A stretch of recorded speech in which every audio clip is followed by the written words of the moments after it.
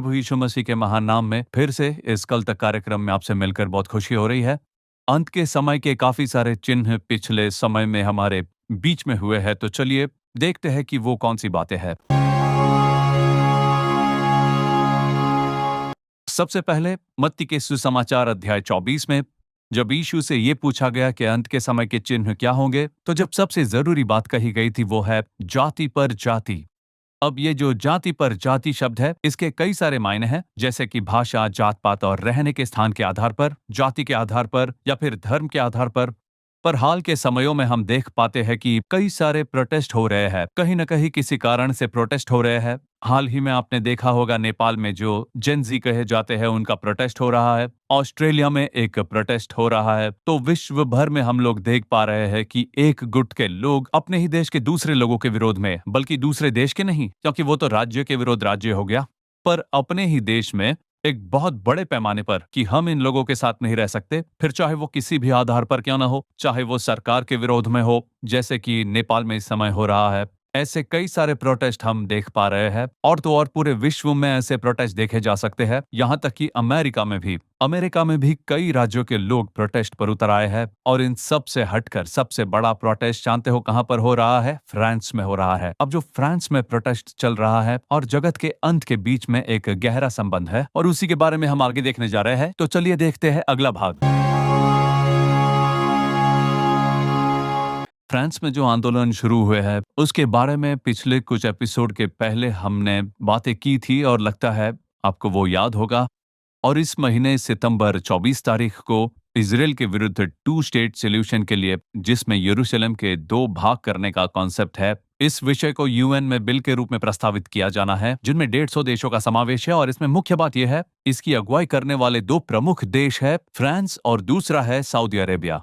पिछली बार भी ऐसा एक बिल पेश किया गया, और तभी हमने कहा था, जब ईरान में समस्या की शुरुआत हुई थी, 12 दिन युद्ध चला, और उसके युद्ध विराम पर हमने इस कार्यक्रम में एक बात कही थी कि इस युद्ध की वजह से यूएन में लाया जाने वाला वो 2 स्टेट सॉल्यूशन बिल स्थगित किया गया है, और अब इसे सितंबर 24 को प्रस्तावित किया जाएगा। तब भी हमने कहा था कि सितंबर 24 के पहले किसी एक कारण से फिर से इसे स्थगित करने का काम शुरू हो जाएगा, नहीं तो फ्रांस में एक बड़ी समस्या आ सकती है। तो आज देखिए, फ्रांस के तख्ता पलट के लिए वहां पर एक बहुत बड़ा प्रोटेस्ट किया जा रहा है।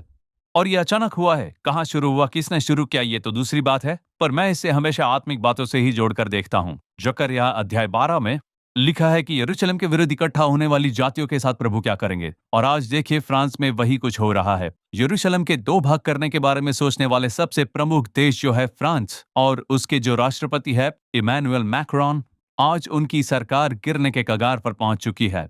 तो जैसे जकरया के पुस्तक में लिखा हुआ है, उसके अध्याय 12 के 3 से लेकर 6 वचन तक पढ़कर देखिए, आप जान जाएंगे कि परमेश्वर एक बहुत बड़ा कार्य वहां फ्रांस में कर रहे हैं, और ये दिख रहा है। अब सितंबर 24 तारीख तक ये बिल प्रस्तावित होगा या नहीं होगा, हम नहीं जानते। और इस बिल के लागू होने से रोकने के लिए इजराइल ने एक बहुत बड़ा कार्य किया है। आइए वो क्या है उसे भी हम देखेंगे। देखिए, इजराइल ने अचानक से कतार पर हमला किया है। कतार एक बहुत ही महत्वपूर्ण अरब देश है जो हमेशा से ईरान का सपोर्ट करता आया है। अब इन्होंने कतार पर हमला क्यों किया, इसके बारे में जानेंगे। तो कहा गया है कि कतार के उस क्षेत्र में हमास गुट के कुछ लीडर्स छुपे हुए थे। अब इसकी वजह से कतार बहुत नाराज है। देखा जाए तो कतार एक छोटा सा देश है, पर बहुत ही स्वावलंबी देश है। इससे पहले एक समस्या के चलते सऊदी अरेबिया ने उनके मार्ग पर जाने वाले रास्ते को रोक दिया, कुछ चीजें मुहैया नहीं कराई, और उसके कुछ हफ्तों के अंदर ही उन्होंने अपने आप को पूर्ण रीति से तैयार किया और अपने देश को और सशक्त कर लिया। तो इतने सामर्थ्य देश है वो। अब जब इजराइल ने उन पर हमला किया है तो ये गंभीर हो गया है, ये एक बहुत बड़ा मसला है। तो अब इजराइल ने जो हमला किया, क्या उसका एकमात्र कारण हमास है? तो उसका जवाब है नहीं। अब सितंबर 24 को जो बिल प्रस्तावित होने को है, उससे पहले कुछ बड़ा करना जरूरी था। उस बिल के लागू होने से रोकने के लिए कुछ बड़ा सा करना था। और इन 48 घंटों में जब हम ये कार्यक्रम की तैयारी कर रहे हैं, इस समय के दौरान इजराइल ने 6 अरब देशों पर हमला किया है। तुनिशिया, यमन, लेबनान, सीरिया, कतार और गाजा पैलेस्टाइन में भी कुल मिलाकर 7 देशों में इजराइल ने हमला किया है। और इस हमले का कुछ देशों ने समर्थन भी किया है, कुछ देशों ने खंडन भी किया है। अब इसके चलते मिडिल ईस्ट में स्थिति बहुत ही खराब चल रही है।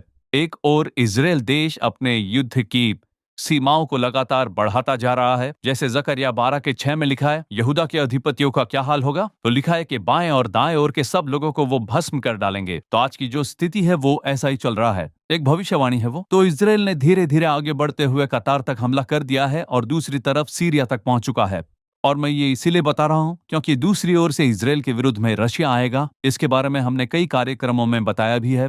और अब इसी हफ्ते पहली बार रशिया ने नेटो देशों में प्रवेश किया है। मतलब यूरोप के पोलैंड में ड्रोन बम से हमला किया गया है। ये और एक बड़ा विषय है क्योंकि अब रशिया इजराइल के करीब पहुंच रहा है और इजराइल डिस्टेंस में रशिया के करीब पहुंच रहा है। वो दोनों बहुत पास आते जा रहे हैं और आने वाले कुछ समयों में ये दूसरे स्तर तक पहुंचेगा और सबका कहना है कि ये एक बहुत बड़े युद्ध का रूप ले सकता है। जैसे ही रशिया ने पोलैंड पर हमला किया तो सारे समाचार पत्रों की हेडलाइंस थी कि क्या तीसरा विश्व युद्ध शुरू हो गया है। ऐसे एक प्रश्न चिन्ह के साथ हेडलाइंस आ रहे हैं। तो हम एक बहुत ही खतरनाक स्थिति में जी रहे हैं। यीशु के आने से पहले जिन चिन्हों के बारे में कहा गया था वो मध्य पूर्व देशों में और उसके आसपास के देशों में पूरे हो रहे हैं। और आखिर में एक बहुत ही जरूरी दुखद खबर, लेकिन स्वर्ग के लिए एक बहुत बड़ी खुशखबरी। आइए चलिए देखते हैं वो क्या है।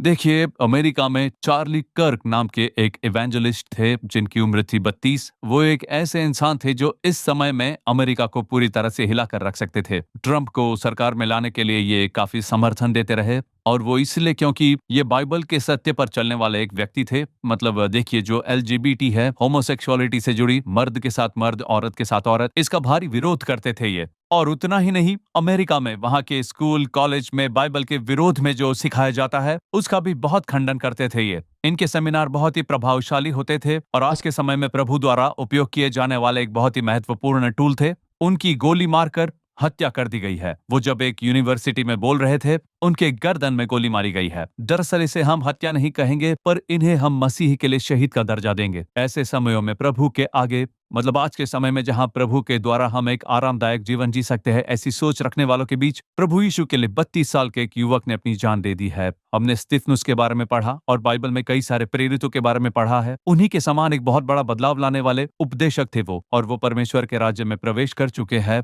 प्रभु के लिए शहीद होना वास्तव में खुशी की बात है, लेकिन हम लोगों ने एक बहुत ही महत्वपूर्ण साधन को खो दिया है। अंत के समय में परमेश्वर के लिए बहुत ही सामर्थी रूप से कार्य करने वाले एक उपदेशक। और मैं मानता हूं, जब प्रभु के ऐसे जन संसार छोड़कर जाते हैं तो उन लोगों का लहू जो इस पृथ्वी पर बहाया गया है, उसके द्वारा परमेश्वर इस पृथ्वी पर हजारों हजार चार्ली कर्क को खड़ा करेंगे, यह निश्चय है। तब वे क्लेश देने के लिए तुम्हें पकड़वाएंगे और तुम्हें मार डालेंगे और मेरे नाम के कारण सब जातियों के लोग तुमसे बैर रखेंगे। प्रभु यीशु मसीह की ये भविष्यवाणी हमारे आंखों के आगे पूरी हो रही है।